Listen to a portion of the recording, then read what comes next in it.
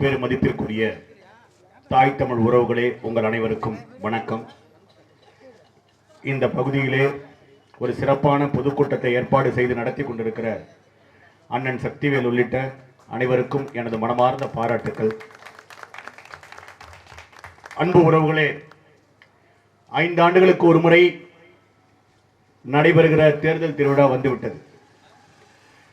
தேர்தல் திருவிழா வந்தவுடன் அதுவரை கோமா நிலையில் இருந்தவர்கள் எல்லாம் கரைவெட்டி கட்டிக்கொண்டு வீதிகளிலே அலைவதை நாம் பார்க்கிறோம்.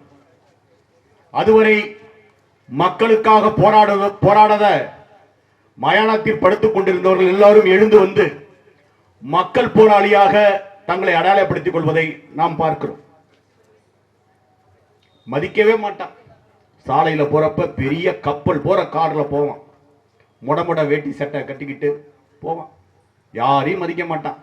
ஆனால் இந்த தேர்தல் வந்தவுடன் அனைவரையும் பார்த்து கும்பிடுவது என்ன, வணங்குவது என்ன, வளைவது என்ன, நெளிவது என்ன, இருட்டு சந்தில் பதுங்குவது என்ன, பாக்கெட்டில் எடுத்து ரூபாய் நோட்டை அப்படியே தெரியாமல் கொடுப்பது என்ன. அயோக்கிய டான்ஸ் இல்ல டான்ஸ் ஆடுறான், ஆமா டீ போட்டு கொடுக்குறான். இந்த ஓபிஎஸ் பஜ்ஜி சொல்றாரு, துணி துவைக்கிறாங்க, என்னென்னமோ வேலை பார்க்கறாங்க. மற்ற நாள்ல நெல்லு குத்துறது என்னென்னமோ, ஆனா மற்ற நாள்ல நம்மள ஒரு மனுஷனா கூட மதிக்கிறது இல்லை.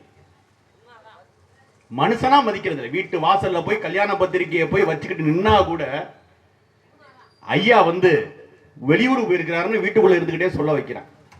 சரி, உண்மையிலேயே ஐயா வெளியூர் போயிருக்கிறாரா என்று பார்த்தா, நம்ம போன முறை ஓட்டு போட்டோம் பாருங்க, ஐயா ராமலிங்கம், அவர் வெளியூர் போகவே இல்லை, எங்கேயும் போல, வீட்டுக்குள்ளேயே இருந்து மிக்சர் சாப்பிட்டுக்கிட்டு அமைதியா இருந்தார். இந்த முறை எனது தங்கை காளியம்மாள் வேட்பாளராக நிற்க அறிவிக்கப்படுவதற்கு முன்பாக நானும் என் தங்கச்சியும் உண்மையிலேயே ராமலிங்கம் இந்த தொகுதிக்காக என்ன செய்திருப்பார் என்று தேடி பார்த்தோம். இணையதளங்களை தேடி பார்த்தோம், எங்க கட்சி ஐடி விங்க வச்சு பாராளுமன்ற ஆவணங்கள் எல்லாம் தேடி பார்த்தோம். என்ன செஞ்சிருக்கிறாரு? ஏன்னா பேசணும்ல, அரசியல் பேசி ஆகணும், எல்லாத்தையும் சொல்லி ஆகணும், மக்கள்கிட்ட பேசி ஆகணும், நிறைகுறைகளை பத்தி பேசி ஆகணுங்கிறதுக்காக பாராளுமன்ற ஆவணங்களை தேடி பார்த்தோம். அப்ப சென்ற முறை நீங்கள் வாக்களித்து டெல்லிக்கு அனுப்பி வைத்த ஐயா ராமலிங்கம் அவர்கள் 3 முறை தான் பேசியிருக்கிறார். 5 வருஷத்துல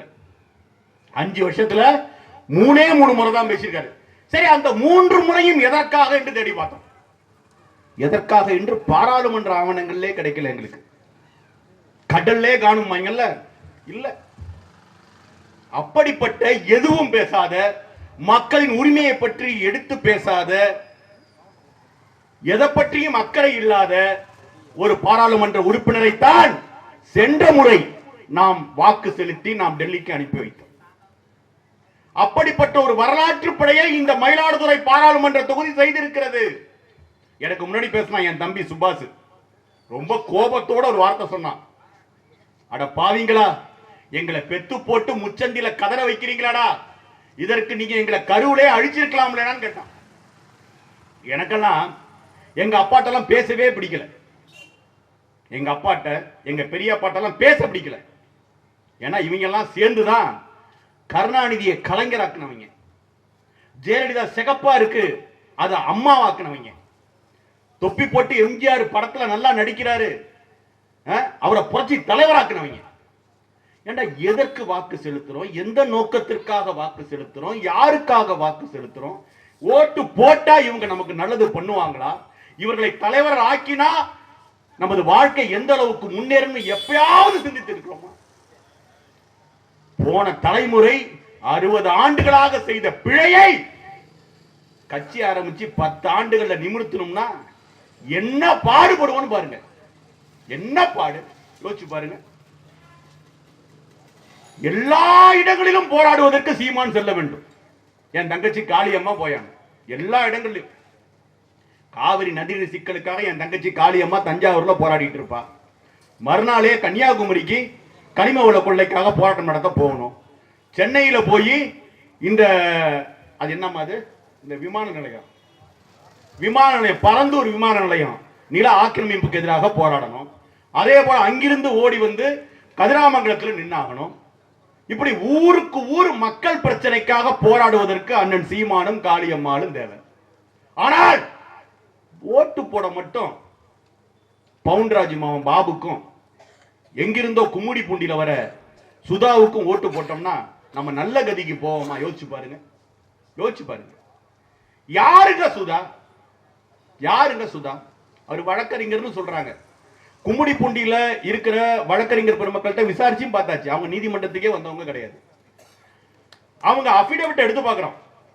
நீதிமன்றத்தில் வேட்புமனுவப்ப தாக்கல் செய்த அபிடவிட் ஒரு 3 அபிடவிட் போட்டிருக்காங்க. ஒரு அபிடவிட் பார்த்தா ஹிந்தியில இருக்கு. என் தங்கச்சியில சொன்னப்ப அது முதல்ல நம்பல. அண்ணன் அது எப்படி நான் தமிழ்நாட்டில் வந்து ஹிந்தியில போடுவோம், ஐயோ ஹிந்தியில இருக்குமா பாருமாங்கிறப்ப எல்லாம் ஹிந்தி எழுத்து தான் உங்களுக்கு தெரியும். வவ்வால்லாம் தலைகளை தொங்கிட்டு இருக்க மாதிரி தான் நமக்கு தெரியும். எல்லா எழுத்தும் ஹிந்தியில இருக்கு. முதல் பக்கத்துல ஹிந்தி.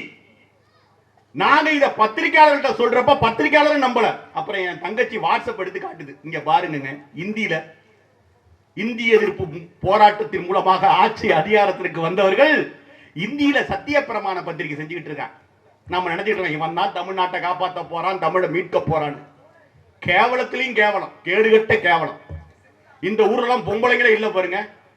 இங்க இருக்கிறதெல்லாம் திமுகவை சேர்ந்த என் உடன் பிறந்தார்களை பார்த்து உரிமையோடு கேட்கிறேன். ஏன் உங்க வீட்டை சேர்ந்த ஒரு பெண்மணிய காங்கிரஸ் கட்சியை சேர்ந்த பெரிய தாத்தாலாம் இருக்காங்க. ஏன்னா அவங்க பெரியப்பான்னு சொல்ல முடியாது, தாத்தாலாம் இருக்கிறாங்கல்ல. உங்க பாட்டி என்னாச்சு, உங்க துணைவியார் என்னாச்சு, நீங்க நிப்பாட்டி இருக்கலாம்ல. இங்கெல்லாம் பொம்பளைங்களே இல்லைன்னு சொல்லிட்டு கும்முடி பூண்டியில இருந்து ஒரு அம்மா வந்து நிப்பாட்டுறாங்க. அந்த அம்மா சொல்லுது நான் ராகுல் காந்திக்கு ரொம்ப வேண்டியவங்க. மயிலாடுதுறை ராஜகுமார் இருக்காரு பாருங்க எம்எல்ஏ, அவருக்கு கொஞ்சம் கோபம் வந்துருச்சு. நான் சொல்ற இடத்துல நீ ஓட்டு கேட்கணும், நீ வேனை விட்டு இறங்கியா நினைச்சு ராஜகுமாரை பார்த்து. திமுக காரனா தலையில துண்டை போட்டு திரிச்சிட்டு இருக்கிறாங்க. ஆனா நாங்க அப்படி இல்லை, கேட்டு வாங்கணும். என் தங்கச்சி காளியம்மாள மயிலாடுதுறை பாராளுமன்ற தொகுதிக்கு தாருங்கள், நாங்கள் வென்று காட்டுகிறோம் என்று எங்கள் அண்ணன் கேட்டோம். ஏன்னா இந்த மயிலாடுதுறை பாராளுமன்ற தொகுதியை உலகம் முழுக்க எடுத்து சென்று அடையாளப்படுத்துவோம் என் தங்கை காளியம்மா. இங்க சீர்காழியில பிறந்தவள். காளியம்மாளை பற்றி தெரிந்து கொள்ள வேண்டுமானால், அவள் பிறப்பிடத்தை பற்றி தெரிந்து கொள்ள வேண்டுமானால் சீர்காழி அடையாளப்படுத்தப்படுகிறது. யார் இந்த காளியம்மாள்? சீர்காழியில பிறந்த ஒரு பிள்ளை உலகம் முழுக்க தமிழரின் அடையாளத்தை தூக்கி சுமந்து போறா. அப்படிப்பட்ட ஒரு வீர தமிழச்சிக்கு, மான தமிழச்சிக்கு ஓட்டு போடுவீங்களா? கும்முடி புடியில இருந்து வந்தது, குறுக்க விழுந்தது, போனது வந்ததுக்கு ஓட்டு போடுவீங்களா? யோசிச்சு பாருங்க. பாபுவுக்கு ஓட்டு, ஏன்னா நாங்க பரம்பரை அதிமுக, பரம்பரை அதிமுக, பாரம்பரிய அதிமுக. எம்ஜிஆர் காலத்திலிருந்து நாங்க அதிமுக தான் இருக்கிறோம். ரெட்டலையை விட்டா வேற சின்ன எங்களுக்கு தெரியாது. எவ்வளவு வெட்கக்கேடு. அதிமுக என்கின்ற கட்சி இந்த தமிழ்நாட்டுக்கு செய்தது என்ன? சரி, பாபுவின் தந்தை பவுன்ராஜ் அவரது தொகுதிக்கு செய்தது என்ன? மணல் குவாரி நடத்துறாங்க, லாரி வச்சிருக்கிறாங்க, இந்த ஆற்று மணல் அள்ளி திருடி விற்கிறாங்க. பெரிய பெரிய டயர் உள்ள லாரி போயிட்டு இருக்கு குறுக்க நடுக்க. என் தங்கச்சி சொல்ற மாதிரி அந்த லாரி வாங்க கூட என் தங்கச்சியில காசு கிடையாது. லாரி டயர் நான் கூட அதிகமா சொல்லிட்டேன், சொத்து மதிப்பு அதிகமா சொல்லிட்டேன். லாரி டயர், ஒரு டயர் வாங்குறதுக்கு என் தங்கச்சியில காசு கிடையாது. ஒரு கூட்டம் நடத்தினா கூட இந்த கூட்டத்தை நடத்துறதுக்கு எங்க அண்ணன் சக்திவேல் என்ன கஷ்டப்பட்டிருப்பாருன்னு எங்களுக்கு தெரியும். அப்படி நடத்திட்டு இருக்கோம். அரசியல தொழிலா மாத்தி வச்சிருக்கிறான். காசு போட்டு காசு சம்பாதிக்கக்கூடிய ஒரு தொழிலா மாத்திட்டான். குறிப்பா இந்த மயிலாடுதுறை பாராளுமன்ற தொகுதியில கும்பகோணத்துக்கு ஓட்டு கேட்டு வராங்க சுதா. எங்க சாக்கோட்டை அன்பழகன் வந்து வண்டியில் ஏறிட்டு வராரு. வரப்ப எதற்கும் வராத சாக்கோட்டை அன்பழகன் ஓட்டு கேட்டு வராரு. மக்கள் வந்து மறிச்சு கேள்வி கேட்கிறாங்க, ஏங்க எங்க ஊர் பிரச்சனை எல்லாம் இருக்குங்க, தீர்க்காம எப்படிங்க ஓட்டு கேட்டு வரீங்கன்னு மக்கள் மறிக்கிறாங்க. சாக்கோட்டை அன்பழகனுக்கு கோபம் வந்துருது. ஐயா என்ன சொல்றாரு, வண்டியை விட்டு ஏத்துக்கணும் அப்படிங்கிறது. ஓட்டு போட்டீங்கல்ல, வண்டியை விட்டு ஏத்துவாங்க. ரோடு ரோரல் இருக்கு பாருங்க, ரோடு போடுற அந்த எந்திரம், அதை வச்சு ஏத்துவாங்க. ஒரு மான தமிழர்களா இருந்தால், உண்மையிலேயே தன்மானமிக்க ஒரு கூட்டமாக இருந்தால், யாருக்கு வாக்கு செலுத்த வேண்டும், எதற்காக வாக்கு செலுத்த வேண்டும் என்று சிந்தித்திருப்பாங்களே, சிந்திக்கலையே. இந்த கதிராமங்கலம் பக்கத்துல கதிராமங்கலத்துல முதல்ல குழாய் பதிக்க வராங்க ONGC நிறுவனம். நம்ம ஆளுங்க பாருங்க எவ்வளவு பெரிய அப்பாவியா இருந்திருக்கான் பாருங்க. அந்த குழாய் பதிக்கப்பட்டால் நிலத்தடி நீர் மட்டம் இல்லாமல் போகும், நிலத்தடி நீர் விஷமாகி போகும் என்று தெரியாம என்ன அவன் வீட்டுல மட்டும் குழாய் இறக்கி இருக்கிற, என் வீட்டுக்கு வந்து ஏன் இறக்கல அப்படின்னு சொல்லி ஒவ்வொருத்தவனும் போய் பிரச்சனை பண்ணான். என்னடா நீ ஏட்ட வீட்டுல போய் நீ வந்து குழாய் வச்சிருக்கிற, பங்காளி வீட்டுல நீ என்னடா குழாய் வச்சிருக்க, என் வீட்டுல வந்து பதிடா, நான் எந்த இடத்துல குறைஞ்சு போயிட்டேன் அப்படின்னு பிரச்சனை பண்ணான். இன்னைக்கு தண்ணி இருக்கு பாருங்க, தண்ணி. நாங்க இந்த கதிராமங்கலம் போராட்டத்தப்ப அந்த தண்ணியை புடிச்சிட்டு போய் தஞ்சாவூர்ல லேப்ல வச்சு டெஸ்ட் பண்றோம். விஷமேறிய தண்ணீர், விலங்குகள் கூட குடிக்க கூடாத தண்ணீர், தாவரங்களுக்கு ஊற்றினால் தாவரம் பட்டு போகிற தண்ணீர் என்று ஆய்வு சொல்லுது. அதை நாங்க தான் முதல்ல அம்பலப்படுத்துறோம். அந்த கதிராமங்கலத்துல என் தங்கச்சி காளியம்மாள் பேசிருக்காங்க. யோசிச்சு பாருங்க. கல்லூரி படிக்கிற காலத்திலேயே கதிராமங்கலம் களத்தில் நின்று போராடிய வீரமங்கை எங்கள் தங்கை காளியம்மாள். அந்த கதிராமங்கலம் போராட்டத்தை ஆம பூந்த வீடும் அமினா பூந்த வீடும் உருப்படான்னு சொல்லுவாங்க பாருங்க. அதே போல அந்த கதிராமங்கலம் போராட்டத்துக்குள்ள திமுக உள்ள நுழையுது. திமுக உள்ள நுழைஞ்சு என்ன பண்ணுதுன்னா, படையாட்சியை தனியா போராட பிரிக்குது, பறையர்களை தனியா பிரிக்குது. இந்த மண்ணின் பூர்வ குடி மக்கள் ரெண்டு பெரும் சாதி, படையாட்சியும் பறையரும் ரெண்டு பேரையும் சாதியா பிரிச்சிச்சு. அது வரைக்கும் உண்ணாவிரதம் நடத்தி கொண்டிருந்த இவர்கள், ஊருக்காக போராடி கொண்டிருந்த இவர்கள், கதிராமங்கலம் போராட்ட குழு சாதிக்காக சண்டை போட்டு தனித்தனி பந்தல போட்டான். அன்னைக்கு முடிஞ்சிச்சு கதிராமங்கலத்தோட போராட்டம். ஒரு வருடத்திற்கு மேலாக நடைபெற்ற போராட்டம். கடைசியில் தமிழர்கள் சாதியாக பிரிந்தார்கள். சதியாக பிரித்தது திராவிடம், முடிந்தது கதை. இதுவரைக்கும் அவன் குழாயில வாயு எடுக்கிறங்கிற பேர்ல நமது நிலத்தடி நீரை அழித்துக் கொண்டிருக்கிறான். வெறும் கதிராமங்கலத்து பிரச்சனையா? இல்ல, 800 கிலோமீட்டர் சுத்தி இருக்கிற இந்த ஒட்டுமொத்த சோழ மண்டலத்தின் பிரச்சனை. அப்ப இதையெல்லாம் தட்டி கேட்க வேண்டியது யாரு? ராமலிங்கம் தட்டி கேட்டுக்கணும். கேட்டாரா? கேட்கல. எனது தந்தையார் ராமலிங்கத்தின் வகுப்பு தோழர். எங்க அப்பாவும் MP ராமலிங்கமும் ஒன்னா படிச்சவங்க. எங்க அப்பா கொதிநிலை தாங்காம தன் தோழர்கிட்ட முறையிடுறாரு. ஏ ராமலிங்கம், ஏன் இப்படி கதிராமங்கலத்துல குழாயா போட்டு உரியிறாங்க, என்னையா நீ பார்லிமெண்ட்ல பேசாம வேடிக்கை பாக்குறேன்னு. மணி, உனக்கெல்லாம் அரசியல் தெரியாதுன்ட்டாரு. பேசாம இருக்கிறதுக்கு பேர் தான் அரசியலா? யோசிச்சு பாருங்க. பேசல, ஒரு கட்சி பேசல. அண்ணன் சீமான் பேசினார், என் தங்கை காளியம்மாள் பேசினார். அப்படி மக்களுக்காக பேசக்கூடிய, மக்களுக்காக போராடக்கூடிய போராளிக்கு போடணுங்க ஓட்டு. ஓட்டு. CAA ஒரு சட்டம் கொண்டு வந்திருக்கிறான். சட்டம் சொந்த மண்டியிலேயே இஸ்லாமிய மக்களை 3ஆம் தர குடிமக்களாக, அகதிகளாக மாற்றக்கூடிய அநியாய சட்டம். அந்த சட்டத்தை தமிழ்நாட்டில் எதிர்த்த ஒரே ஒரு கட்சி நாம் தமிழர் கட்சி மட்டும்தான். எங்கள் அண்ணன் சீமான் மேல வழக்கு, என் தங்கை காளியம்மாள் மேல வழக்கு. என் தங்கை காளியம்மாளுக்கு நாங்க அபிடவிட் ரெடி பண்றோம், வேட்புமனு ரெடி பண்றோம். எல்லாம் மக்கள் போராட்டங்களுக்காக என் தங்கை வழக்கு வாங்கியிருக்கு. சரி, நமக்கு முன்னத்தி ஏறாக இந்திய சுதந்திரத்தை வாங்கி கொடுத்தார்களே காங்கிரஸ் கட்சி, அந்த வேட்பாளர் எப்படி அபிடவிட் தாக்கல் பண்ணிருப்பாங்கன்னு எடுத்து இணையதளத்தில் எடுத்து பார்த்தா எல்லாம் மோசடி வழக்கு. நில மோசடிங்கிறாங்க, நிதி நிறுவனம் நடத்தி மோசடிங்கிறாங்க, ஏதோ கட்ட பஞ்சாயத்துங்கிறாங்க, ஏதோ அதெல்லாம் பேச வேண்டாம். தனிப்பட்ட வாழ்க்கையில ஒருவரை தாக்கியதாக வழக்கு. வருமானம், அதாவது அதுக்கப்புறம் அதுல கொடுமை பாருங்க. கிட்டத்தட்ட 7 ஆண்டுகளா அந்த அம்மா வருமான வரியே செலுத்தல. பேன் கார்டு வச்சிருக்கு, பேங்க்ல 13 லட்சம் ரூபாய் பணம் வச்சிருக்கு, ஆனா வருமான வரி செலுத்தலங்க இந்த சுதா. நாங்க வேட்புமனு பரிசீலனை எப்ப ஏந்திரிச்சு ஆட்சேபனை தெரிவிக்கிறோம். ஏங்க, ஒரு சின்ன சொத்து வரி கட்டாதவங்களை, நிலவரி கட்டாதவங்களை, இழுத்து புட்டி GST கட்டாதவங்களை இழுத்து புட்டி கடைக்கு சீல் வைக்கிறீங்களே. ஒரு அம்மா வேட்பாளரா நிக்கக்கூடிய ஒரு அம்மா 7 ஆண்டுகளா வருமான வரி கட்டலையே.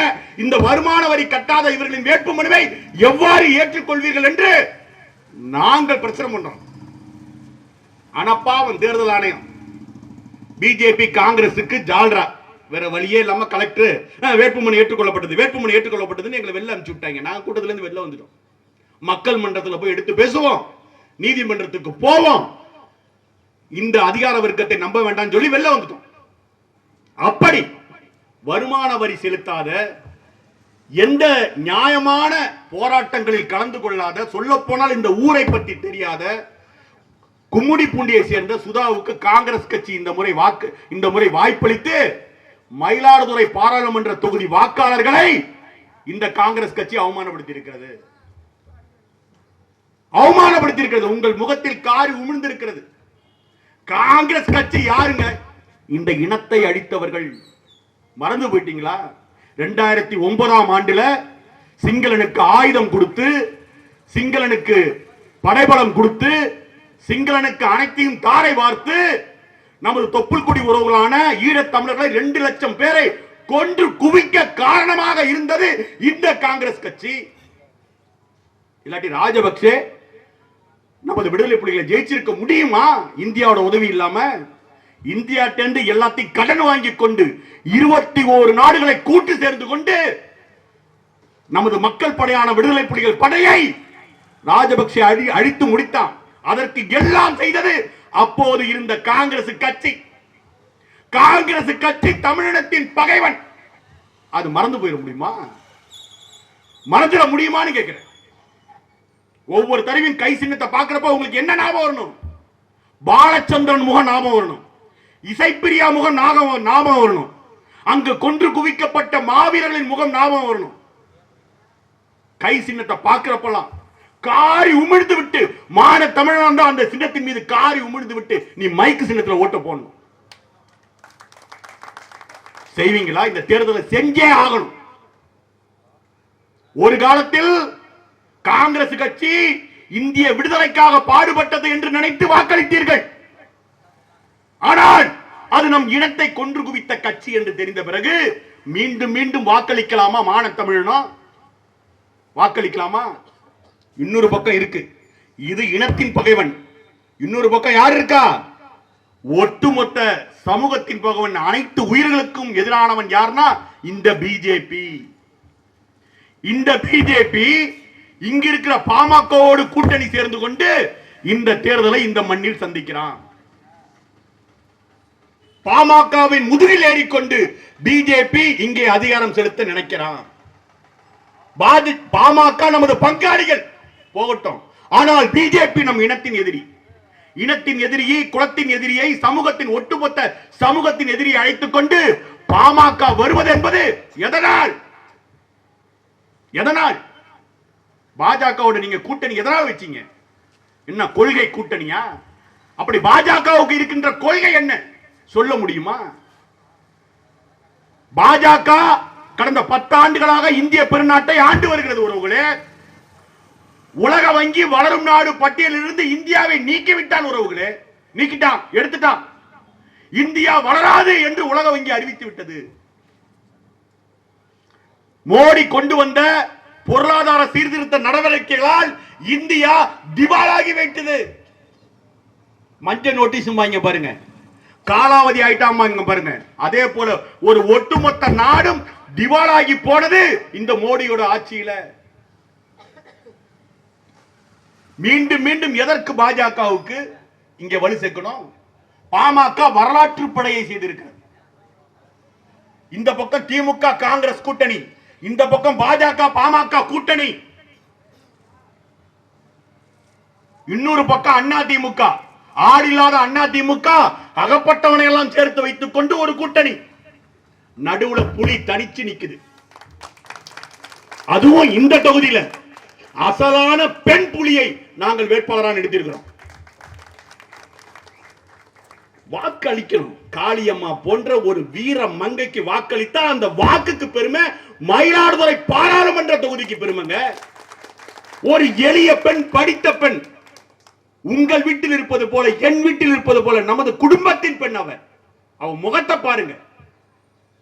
நமது வீட்டு பெண்ணின் குணம், நமது வீட்டு பெண்ணின் நிறம், நம்மை போன்ற ஒரு பொருளாதார சூழல், அவளுக்கான வாழ்க்கை அனைத்தையும் நம்ம உடன் பிறந்தவளா நிக்கிறா. உங்க மேல நம்பிக்கை வச்சு நிக்கிறா.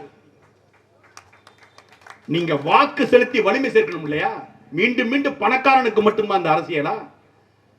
அதை நீங்கள் அனுமதிக்க போகிறீர்களா?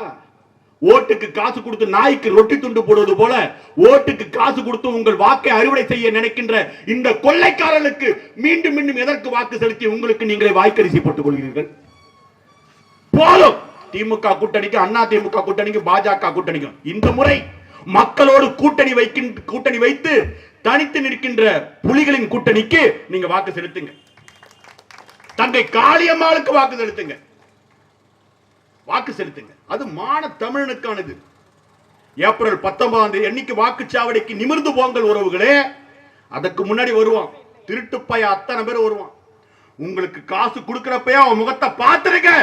அவன் முகத்தை பார்த்துக்கிட்டு காசை வாங்குங்க. காசை வாங்க வேணாம் நான் சொல்லல, முகத்தை பார்த்துட்டு காசை வாங்க.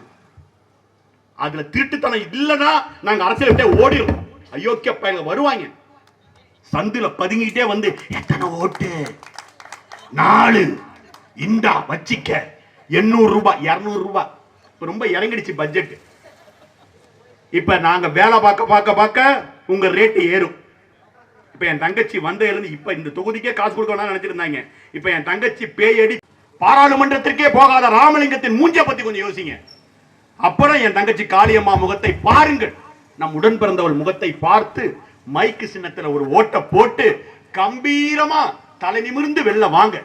அந்த புள்ளியில தான் இந்த இனம் விடியும். அதிலிருந்து ஆரம்பிக்க போகுது. காவிரியில தண்ணி தரமாட்டேன் என்று சொல்கிற கர்நாடகத்தை சேர்ந்த காங்கிரஸ் எம்பி காளியம்மா போனா பேசிடுவானா? சட்டைய குளிக்கு மூஞ்சில குத்த மாட்டாளா என் தங்கச்சி? அவ அடிச்சுட்டு தான் வெளில வரணும். வாசலே உட்கார்ந்துருப்போம் நாங்கெல்லாம். இப்ப வேலை பார்க்கறோம் பாருங்க, எல்லாரும் வாசல் அப்படி உட்கார்ந்துருப்போம். இங்க பாரு, நீ அடி வாங்குவே அடி வாங்கலேன்னு தெரியாது. காங்கிரஸ் எம்பியோட மூக்க உடைச்சு விட்டுதான் நீ வெளில வரணும். வாசல்லே உட்கார்ந்துருப்போம். உடைச்சிட்டு வருவா. அப்படி ஒரு வலுவுள்ள வேட்பாளரை தான் நாங்க நிப்பாட்டி இருக்கிறோம். மறந்துடாதீங்க, வர இருக்கின்ற நாடாளுமன்ற தேர்தலில் ஓட்டு பெட்டியில 5ஆம் இடத்தில் இருக்கிற மைக் சின்னத்தில் நீங்கள் அளிக்கக்கூடிய வாக்கு நம் தமிழினம் காக்கும், தன்மானம் காக்கும், தாய் நிலம் காக்கும். உறவுகளே, மறந்து விடாதீர்கள். நமது வேட்பாளர் எங்களது அன்பு தங்கை சமூக போராளி காளியம்மாள் அவர்கள். காளியம்மாள் அவர்களுக்கு நீங்கள் மைக் சின்னத்தில் உங்கள் வாக்கினை தந்து தமிழர்களின் வரலாற்று கடமையை நீங்கள் செய்யுங்கள். வரலாற்று பிழையை திருத்தி எழுதுங்கள் உறவுகளே. இந்த முறை ஒரே ஒரு முறை மைக் சின்னத்தில் வாக்களித்து கடந்த கால தவறுகளை திருத்துங்கள். மைக் சின்னத்தில் உங்கள் வாக்கினை தாருங்கள் என்று சொல்லி தந்த வாய்ப்புக்கு நன்றி கூறி விடைபெற்று முடிக்கின்றேன். நன்றி, வணக்கம். நாம் தமிழர்.